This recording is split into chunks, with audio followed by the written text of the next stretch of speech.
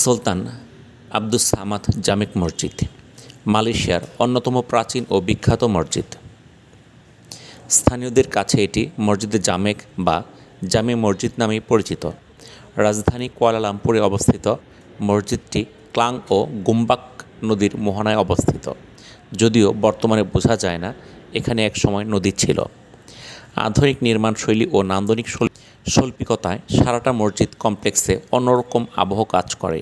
এটি 1907 সালে ইসলামী মুঘল স্থাপত্য রীতি ও মালয়েশিয়ার ঐতিহ্য সন্নিবেশে এটি তৈরি করা হয় এবং 1909 সালে আনুষ্ঠানিকভাবে উদ্বোধন করা হয়।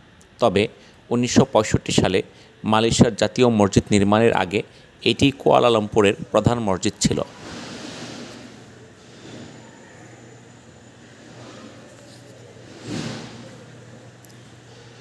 মসজিদের সামনের দিকে দুটি মিনার ও মূল ভবনে 3টি গম্বুজ রয়েছে।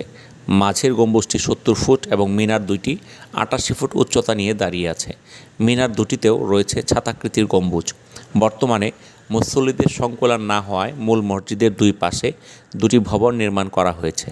এছাড়াও মূল ফটকের সামনের অংশে ছাতাকৃতির কয়েকটি দর্শনীয় স্থাপনা তৈরি করা হয়েছে। এককালে নদী দুটিকে আধুনিক লেক বানিয়ে রং বেরঙের বাতি লাগিয়ে আলোকসজ্জা করা হয়েছে। বিভিন্ন দেশ থেকে আগত দর্শনার্থীদের আকর্ষণ করতে মসজিদের মূল অংশ ঠিক রেখে চারপাশে আধুনিক ডিজাইন আর দামি পাথর দিয়ে নান্দনিক ও দৃষ্টিনন্দন করে তোলা হয়েছে।